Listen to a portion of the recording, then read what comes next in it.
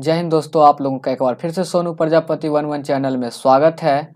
आज 10 फरवरी है और 10 फरवरी के अति महत्वपूर्ण करंट अफेयर्स के प्रश्न को आज हम लोग देखेंगे, जो कि परीक्षा के दृष्टिकोण से काफ़ी महत्वपूर्ण है। तो चलिए आज का पहला प्रश्न को हम लोग देखते हैं और आज का पहला प्रश्न महत्वपूर्ण है, इसे आप लोग नोट कर लीजिएगा। प्रश्न है, उत्तराखंड का ब्रांड एम्बेसडर किसे नियुक्त किया गया है? तो उत्तराखंड का ब्रांड एम्बेसडर जो है अक्षय कुमार को नियुक्त किया गया है, इसे आप लोग याद रख लीजिएगा। चलिए अब हम लोग आज का दूसरा प्रश्न को देखते हैं और आज का दूसरा प्रश्न है, किस राज्य सरकार ने लड़कियों के लिए आत्मरक्षा प्रशिक्षण कार्यक्रम शुरू किया है?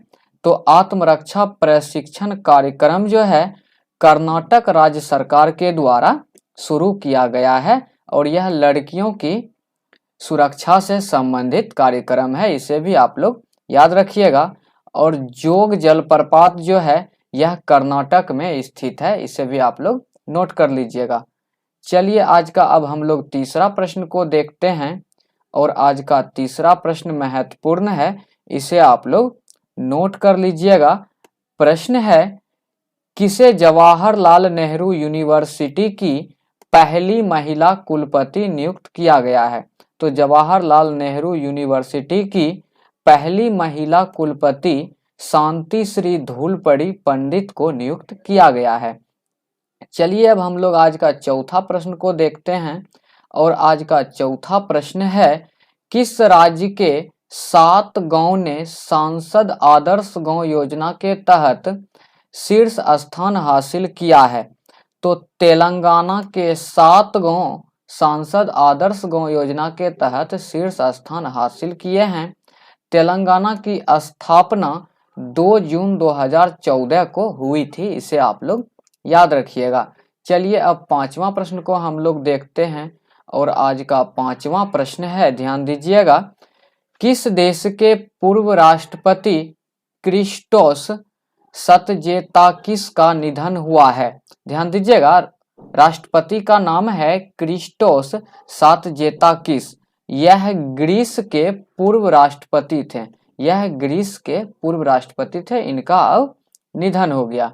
चलिए अब छठा प्रश्न को देखते हैं और आज का छठा प्रश्न है, केंद्र सरकार ने किस राज्य में 4000 दूरसंचार टावर लगाने की घोषणा की है?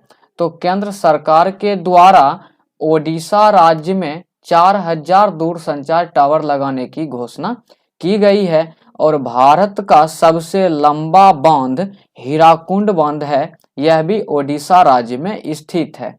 चलिए अब सातवां प्रश्न को हम लोग देखते हैं। आज का सातवां प्रश्न है, ध्यान दीजिएगा, कॉन्फेडरेशन ऑफ इंडियन इंडस्ट्री ने किस बैंक को DX 2021 पुरस्कार प्रदान किया है?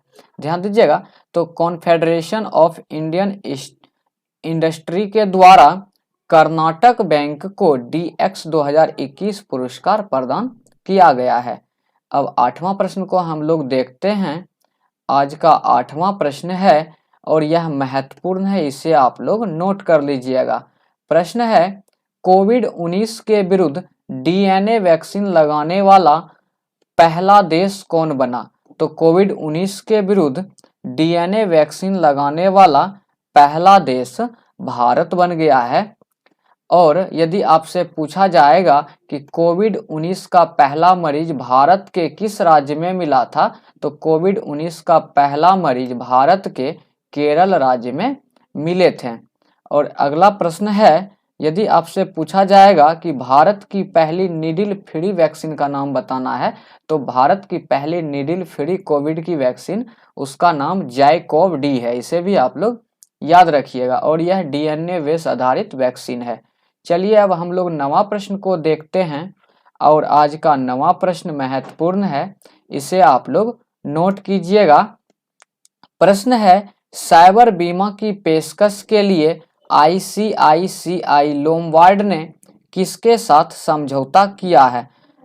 तो साइबर बीमा की पेशकश के लिए ICICI लोम्बार्ड जो है यह एयरटेल पेमेंट बैंक के साथ समझौता किया है। एयरटेल पेमेंट बैंक का हेडक्वार्टर नई दिल्ली में स्थित है। चलिए अब हम लोग आज का 10वां प्रश्न को देखते हैं और आज का 10वां प्रश्न महत्वपूर्ण है, इसे आप लोग नोट कीजिएगा। प्रश्न है, भारत सरकार ने किस राज्य में 3 स्थानों के नाम बदलने की मंजूरी दी है? तो भारत सरकार जो है मध्य प्रदेश राज्य में 3 स्थानों के नाम को बदलने की मंजूरी दी है और मध्य प्रदेश में कान्हा और माधव नेशनल पार्क स्थित है। यह महत्वपूर्ण है परीक्षा के दृष्टिकोण से, इसे आप लोग याद रखिएगा। चलिए अब 11वां प्रश्न को हम लोग देखते हैं और आज का 11वां प्रश्न है, 2022 एशियन फुटबॉल कॉन्फेडरेशन महिला एशिया कप खिताब किसने जीता है? तो 2022 का एएफसी महिला एशिया कप का खिताब जो है चीन देश के द्वारा जीता गया है और चीन जो है ई कचरे का उत्पाद सबसे अधिक करता है, इसे भी आप लोग नोट कर लीजिएगा। चलिए अब आज का 12वां प्रश्न को हम लोग देखते हैं और आज का 12वां प्रश्न महत्वपूर्ण है, इसे आप लोग नोट कर लीजिएगा। प्रश्न है, जीवन बीमा के डिजिटल वितरण के लिए एलआईसी ने किसके साथ समझौता किया है?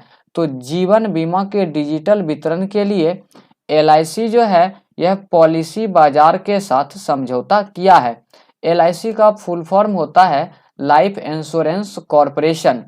एलआईसी की स्थापना 1956 एक्ट के तहत किया गया है और वर्तमान में इसका अध्यक्ष यदि पूछे तो वर्तमान में इसका अध्यक्ष एमआर कुमार हैं।